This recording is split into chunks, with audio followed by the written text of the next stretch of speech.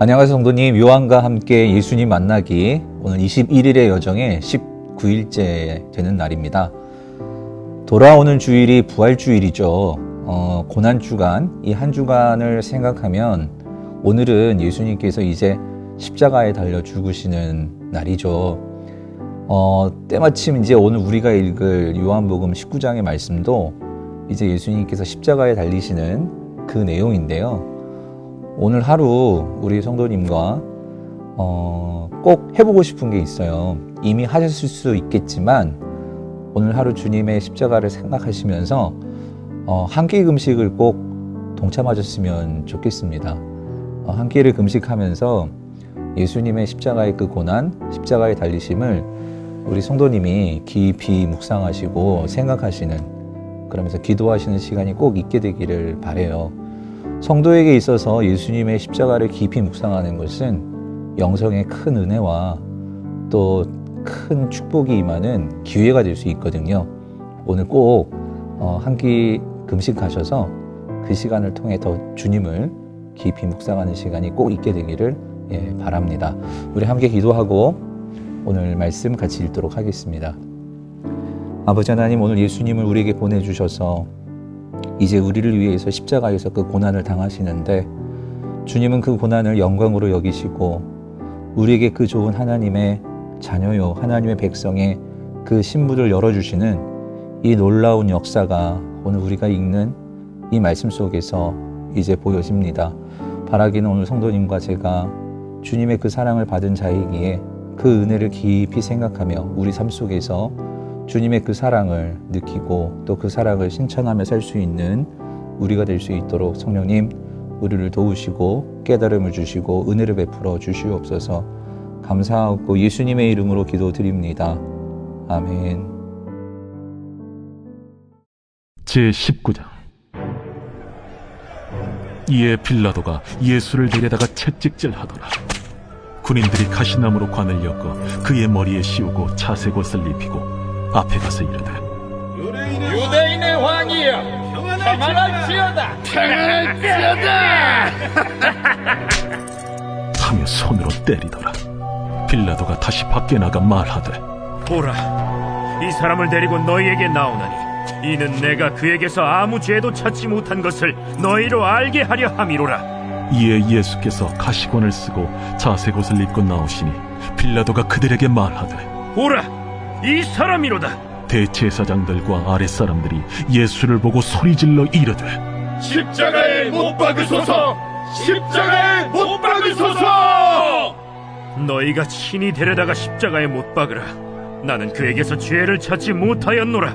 유대인들이 대답하되, 우리에게 법이 있으니 그 법대로 하면 그가 당연히 죽을 것은 그가 자기를 하나님의 아들이라 함이니이다. 빌라도가 이 말을 듣고 더욱 두려워하고 다시 관장에 들어가서 예수께 말하되, 너는 어디로부터냐? 예수께서 대답하여 주지 아니하시는지라. 내게 말하지 아니하느냐? 내가 너를 놓을 고난도 있고 십자가에 못 박을 고난도 있는 줄 알지 못하느냐? 위에서 주지 아니하셨더라면 나를 해야 할 권한이 없었으리니, 그러므로 나를 네게 넘겨준 자의 죄는 더 크다. 이러함으로 빌라도가 예수를 놓으려고 힘썼으나 유대인들이 소리질러 이르되, 이 사람을 놓으면 가이사의 충신이 아니니이다. 무릇 자기를 왕이라 하는 자는 가이사를 반역하는 것이니이다. 빌라도가 이 말을 듣고 예수를 끌고 나가서 돌을 깐 뜰, 히브리 말로 가바다에 있는 재판석에 앉아있더라. 이날은 유월절의 준비일이요 때는 제6시라.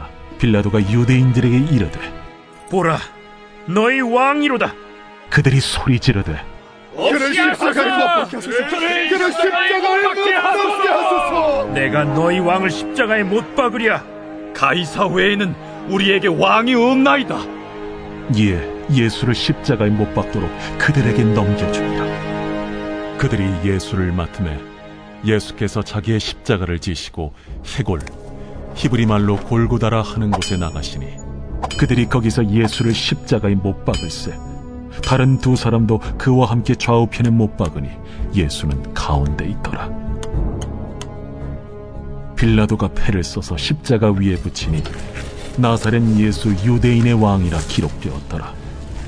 예수께서 못 박히신 곳이 성에서 가까운 고로 많은 유대인이 이 패를 읽는데 히브리와 로마와 헬라말로 기록되었더라. 유대인의 대제사장들이 빌라도에게 이르되 유대인의 왕이라 쓰지 말고 자칭 유대인의 왕이라 쓰라. 내가 쓸 것을 썼다. 하니라. 군인들이 예수를 십자가에 못 박고 그의 옷을 취하여 네 킷에 나눠 각각 한 기씩 얻고 속옷도 취하니 이 속옷은 호지 아니하고 위에서부터 통으로 짠 것이라. 군인들이 서로 말하되 이것을 찢지 말고 누가 온나 제비 뽑자. 이는 성경에 그들이 내 옷을 나누고 내 옷을 제비 뽑나이다 한 것을 응하게 하려 함이로라. 군인들은 이런 일을 하고 예수의 십자가 곁에는 그 어머니와 이모와 글로바의 아내 마리아와 막달라 마리아가 섰는지라. 예수께서 자기의 어머니와 사랑하시는 제자가 곁에 서 있는 것을 보시고 자기 어머니께 말씀하시되 여자야, 보소서, 아들이니이다. 또 그 제자에게 이르시되 보라, 네 어머니라. 그때부터 그 제자가 자기 집에 모시니라. 그 후에 예수께서 모든 일이 이미 이루어진 줄 아시고 성경을 응하게 하려 하사 이르시되 내가 목마르다 하시니 거기 신 포도주가 가득히 담긴 그릇이 있는지라. 사람들이 신 포도주를 적신 해면을 우슬초에 메어 예수의 입에 대니 예수께서 신 포도주를 받으신 후에 이르시되 다 이루었다 하시고 머리를 숙이니 영원히 떠나가시니라. 이날은 준비일이라. 유대인들은 그 안식일이 큰 날이므로 그 안식일의 시체들을 십자가에 두지 아니하려 하여 빌라도에게 그들의 다리를 꺾어 시체를 치워달라 하니 군인들이 가서 예수와 함께 못 박힌 첫째 사람과 또 그 다른 사람의 다리를 꺾고 예수께 이르러서는 이미 죽으신 것을 보고 다리를 꺾지 아니하고 그중 한 군인이 창으로 옆구리를 찌르니 곧 피와 물이 나오더라. 이를 본 자가 증언하였으니 그 증언이 참이라. 그가 자기 말하는 것이 참인 줄 알고 너희로 믿게 하려 함이니라. 이 일이 일어난 것은 그 뼈가 하나도 꺾이지 아니하리라 한 성경을 응하게 하려 함이라.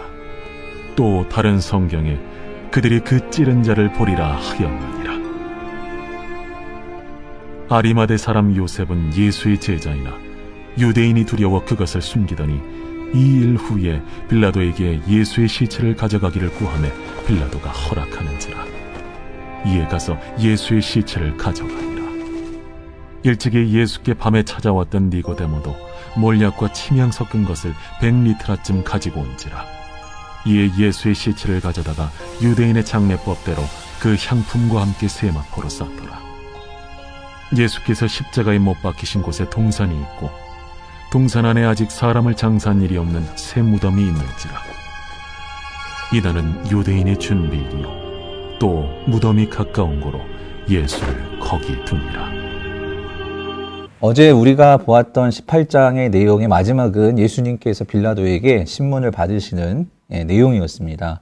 그 내용에서 빌라도가 내린 결론은 예수님에게서는 아무 죄도 발견할 수 없다라는 것이었습니다. 오늘 우리가 읽은 19장도 어제의 내용에 이어져서 빌라도가 예수님을 계속해서 신문하면서 그가 이제 공식적으로 예수님의 이 죄에 대한 발표를 하는 내용인데요. 4절을 보면은요. 빌라도가 다시 밖에 나가 말하되 보라, 이 사람을 데리고 너희에게 나오니 이는 내가 그에게서 아무 죄도 찾지 못한 것을 너희로 알게 하려 함이로라 하더라 라고 빌라도는 이제 공식적으로 대제사장들과 유대인들 앞에 예수님은 죄가 없다 하는 것을 발표를 합니다. 이에 대해 대제사장들과 유대인들은 그렇지 않다. 예수님은 반드시 그 예수를 십자가에 못 박아야 한다라고 그들은 외쳐댑니다. 6절을 보세요. 대제사장들과 아랫사람들이 예수를 보고 소리질러 이르되 십자가에 못 박으소서 십자가에 못 박으소서 하는지라. 빌라도가 이르되 너희가 친히 데려다가 십자가에 못 박으라. 나는 그에게서 죄를 찾지 못하였노라 라고 말을 합니다.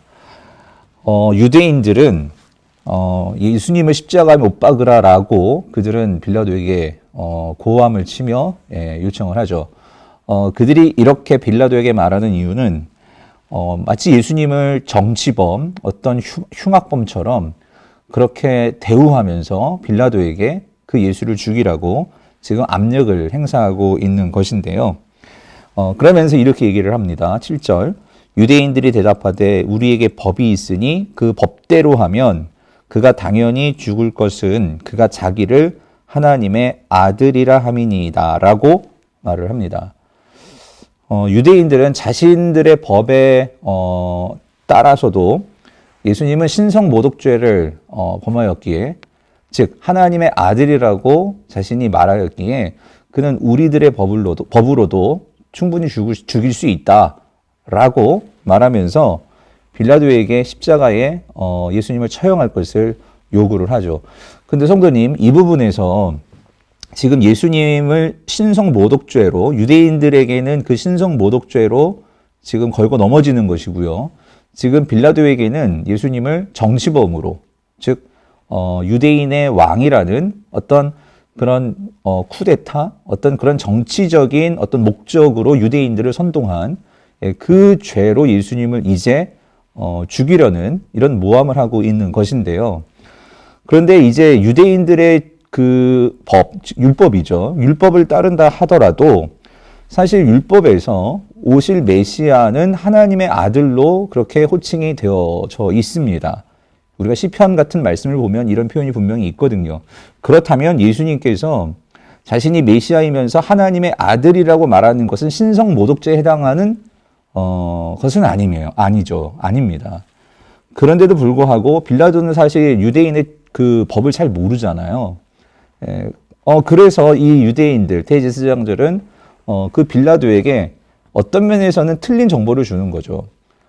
하지만 이렇게 말을 하는 의도가 있죠.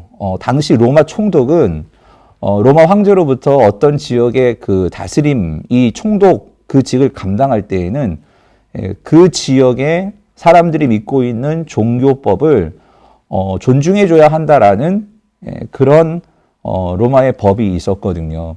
그러니까 그런 부분에서 결국 빌라도가 예수님을 십자가에 못 박지 않는다면 그것은 정치적으로도 지금 로마법을 빌라도가 어겨가면서 지금 이 유대를 다스리는 그런 일이 되기 때문에 어떤 면에서는 지금 이 고도의 어떤 그런 정치적인 수작으로 빌라도에게 이 대제사장들과 유대인들은 부담을 주고 있는 거죠. 그래서 그런 걸까요? 8절을 보니까 빌라도가 이 말을 듣고 더욱 두려워하였다라고 말을 합니다. 근데 어떤 말이었죠? 다시 7절을 보면 유대인들이 예수님 자신을 하나님의 아들이라 한 것이 신성모독죄다라고 말하면서 그렇게 빌라도에게 말을 했는데 빌라도는 이 말을 듣고 8절 더욱 두려워하였다라고 말을 하죠. 뭐가 두려웠을까요? 사실 이것이 정치적인 부담으로 두려울 수도 있겠지만 그런데 지금까지 빌라도가 보여준 바에 의하면 빌라도는 예수님이 죄가 없음을 그가 분명히 확인을 했거든요. 그러면서 빌라도는 양심적으로도 이것이 뭔가 잘못된 일이다 하는 것을 그는 분명 알고 있었던 것 같아요.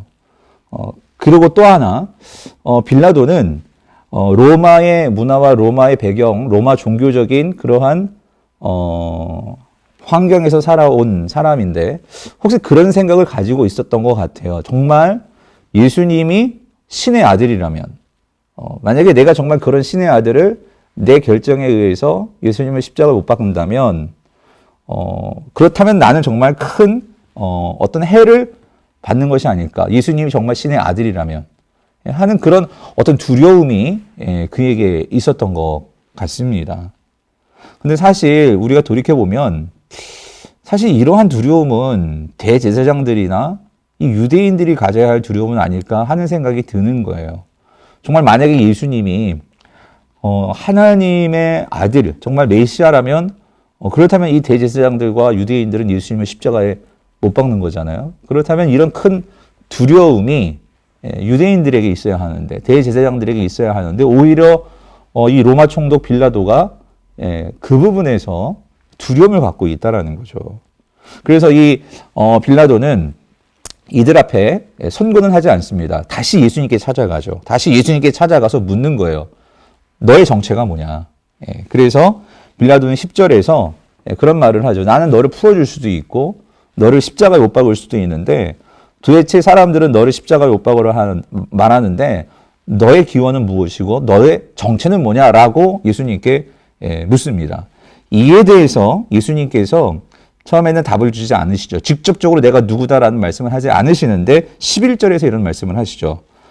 예수께서 대답하시되 위에서 주지 아니하셨더라면 나를 해할 권한이 없었으리니 그러므로 나를 내가 넘겨준 자의 죄는 더 크다 하시니라 라고 말씀하십니다. 예수님은 모든 권력을 갖고 있는 힘을 갖고 있는 빌라도 앞에서 어떤 구차한 변명도 하지 않고요. 또 목숨을 구걸하지도 않으십니다. 오히려 그 죽음 앞에 당당히 맞서시면서 오히려 예수님은 담대함을 보이시죠. 그 이유가 뭘까요? 그것은 오늘 본문에서 말하지만 지금 이 모든 상황을 끌고 가시고 모든 것을 계획하시고 나를 죽이시고 살리시고 하는 이 모든 것들이 빌라도 당신의 손에 있는 것이 아니라 지금 이 모든 것은 하나님의 주권 속에서 하나님의 계획 속에서 되어지고 있는 일이라는 거죠. 그러므로 나는 하나님의 뜻을 이루고자 왔기 때문에 당신의 협박, 당신의 어떤 그러한 결정에 나는 흔들리지 않습니다. 이 모든 것이 하나님의 뜻임을 나는 알고 그것에 순종할 뿐입니다. 라고 주님은 이 모든 상황에서 주도권을 가지시고 나아가시고 계시죠. 그러면서 한 가지 11절 뒷부분에서 이런 말씀을 하셨어요. 그러므로 나를 내게 넘겨준 자의 죄는 더 크다라고 말씀을 하세요. 이 말씀의 의미는 이 모든 것들이 하나님의 뜻과 주권 속에서 이루어지지만 그 가운데서 일어난 인간의 행위와 책임에 대한 그 죄는 결코 그냥 하나님께서 경감하지 않으심을 분명하게 말씀하고 있다는 것입니다. 이 예수님의 말씀을 듣고 빌라도는 어떤 마음에 찔림이 있었나요? 아무튼 그 마음 가운데 부담이 있었던 것 같아요. 그래서 예수님을 결국 놓으려고 애를 씁니다. 하지만 결과론적으로 빌라도는 예수님을 이 유대인들에게 내어주죠. 십자가를 못 박게 하죠. 그 이유가 뭘까요?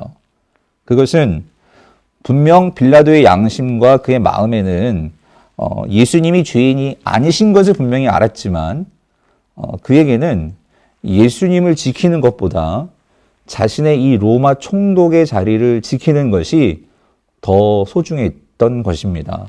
그래서 그는 결국 예수님을 내어주죠. 십자가에 못 박히게 하죠. 그런데 여러분, 성도님, 이런 결정이 이 기독교 역사 속에서 우리가 끊임없이 이 빌라도의 이름을 참 불명예스럽게 우리가 그 이름을 말하고 있죠. 어디서요? 사도신경에서요. 사도신경에 나오잖아요.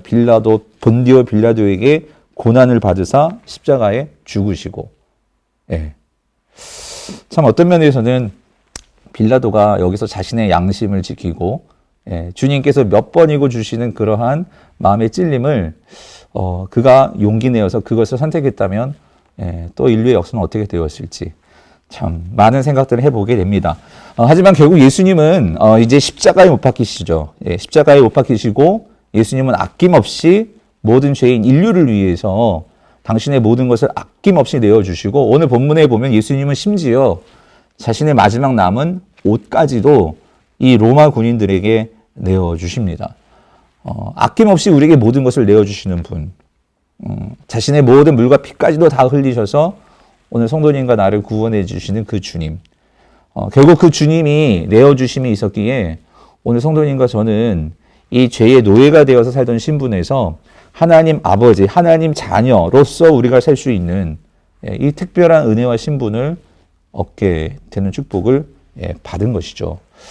성도님, 오늘 이런 부분에서 우리는 예수님을 위해서 참 너무나 큰 것을 받았는데 나는 무엇을 내어드릴 수 있을까?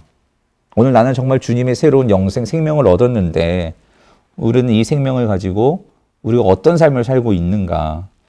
또 어떻게 살아야 할까 하는 것을 우리가 좀 진지하게 고민해보는 오늘 하루가 되었으면 좋겠습니다. 그러면서 예수님께서요, 이 십자가에서 어머니 마리아를 만납니다. 어머니 마리아를 만나면서 이렇게 말하는 장면이 나오는데 26절을 보니까요. 예수께서 자기의 어머니와 사랑하시는 제자가 곁에 서 있는 것을 보시고 자기 어머니께 말씀하시되 여자여 보소서 아들이니이다 하시고, 성도님, 여기서 예수님이 다시 한번 어머니에게 여자여라는 호칭을 쓰십니다. 기억나시죠? 어머니 마리아에게 어머니라고 하지 아니하고 여자여라고 이 호칭을 쓰는 것이 우리가 앞에서도 있었어요. 요한복음 2장에서 기억나시죠? 이 혼인잔치에서 어머니가 이 포도주가 떨어졌다라고 이 예수님께 말씀하실 때 그때 예수님께서 어머니 보고 여자여라고 말씀하시고 그때 주님께서 하신 아주 중요한 말씀이 있었어요. 뭐냐면 내 때가 아직 이르지 아니하였습니다라고 말씀을 하셨죠. 바로 그때요. 예수님께서 어머니가 이 포도주를 좀 채워줘라고 말을 할 때 그때는 예수님께서 여자여라고 말씀하시고 내 때가 아직 이르지 않았습니다라고 말하는 그 이유, 그 말씀의 의미는 이렇게 해석할 수 있을 것 같아요. 내가 포도주를 채울 때가 아직 이르지 않았습니다라고 2장에서는 말하는 것으로 우리가 해석할 수 있을 것 같아요. 그런데 이제 19장에 와서 예수님께서 이제 십자가에 달려 죽으시는 이 현장에서 다시 한번 예수님께, 이제는 예수님이 또 어머니에게 여자라고 말씀하시면서, 오늘 여기에서 주님께서 이 어머니에게 말씀하시는 이 여자여라고 말씀하시면서 마리아에게 보여주는 이 상황의 의미는 뭘까? 그것은 드디어 이때가 내가 이 포도주를 채워주는 바로 진정한 때입니다 하는 것을 어머니에게 보여주고 있는 그 모습인 것 같습니다. 무슨 말이냐면 오늘 예수님께서 이 새로운 언약의 포도주로서 자신의 물과 피를 다 흘리심으로 이제 이 세상에 결핍되어 있는 모든 자들에게 그 당신의 피, 언약의 피를 흘리심으로 그 모든 것을 채워주시는 바로 그 자리가 오늘 십자가이고 그 십자가에서 주님은 바로 진정한 구원자로서 그것을 채워주시는 모습을 보여주고 있는 것이죠. 그래서 요한복음을 읽는 독자들에게 이 여자여라는 이 의미가 2장에서의 그 의미와 지금 19장의 의미를 연결하면서 예수님은 진정한 포도주를 채워주시는 분, 그분이 바로 예수시구나 하는 것을 우리에게 암시해주는 내용인데요. 참, 그 다음에 보면 이어져서 예수님께서 이런 표현을 하세요. 28절을 보니까 이제 예수님께서 마지막에 십자가에서 무슨 말씀을 하시냐면 이런 말씀을 하시죠. 그 후에 예수께서 모든 일이 이미 이루어진 줄 아시고 성경을 응하려 하려 하사 이르시되 여기요 내가 목마르다 하시니. 참 상징적인 큰 의미가 있는 것 같아요. 예수님은 그 결핍된 모든 것들을 채워주시기 위해서 그 예수님의 모든 물과 피를 다 흘리시고 그리고 나서 예수님은 목마르다라고 말씀하시는 오늘 예수님의 모습이요. 그랬을 때 30절에서 예수님께서 이제 신포도주를 받으신 후에 마지막으로 하시는 말씀이 무슨 말씀이시죠? 이 다 이루었다. 이 다 이루었다라고 말씀을 하시고 이제 머리를 숙이시고 영원히 떠나가시니라 운명하시는 그 모습. 그래서 여기 30절에서 예수님이 마지막 이 마지막 이 일성 다 이루었다. 이 말은 테텔레스타인데 이 테텔레스타이라는 그 뜻은 사실 그 의미의 뜻은 값을 다 치루었다 이런 의미거든요. 그러니까 예수님께서 그 마지막 말씀이 내가 이제 드디어 값을 다 치루었다. 무슨 값을 다 치루었다는 것일까요? 바로 인류의 죄값이겠죠. 그 죄값을 내가 다 치루었다. 그래서 요한복음 1장에서 세례 요한이 예수님이 이렇게 말씀하셨잖아요. 세상 죄를 지고 가는 하나님의 어린 양이다. 즉 예수님께서 그 어린 양으로서 모든 세상 죄값을 다 치루었다. 이 말씀을 하시고 예수님이 이제 운명을 하시죠. 사랑하는 성도님, 예수님은 우리를 위해서 아낌없이 모든 것을 다 내어주셨고 우리의 인생에 결핍되어 있는 이 영적인 포도주, 기쁨이 없을 수밖에 없는 우리 인생에 그 기쁨을 다시 회복시켜 주시는 그 예수 그리스도. 그래서 그 모든 것을 다 이루었음을 분명하게 선포하시고, 그러므로 주님은 다 비워주셨지만 오늘 우리에게는 다시 채워주시는 이 은혜를 통해서 우리가 다시금 살아갈 수 있고 다시금 일어날 수 있고 다시금 하나님과 함께 할 수 있는 이 축복을 주시는 그 주님, 그 주님이 오늘 성도님과 저의 주님이십니다. 얼마나 큰 감사인지요.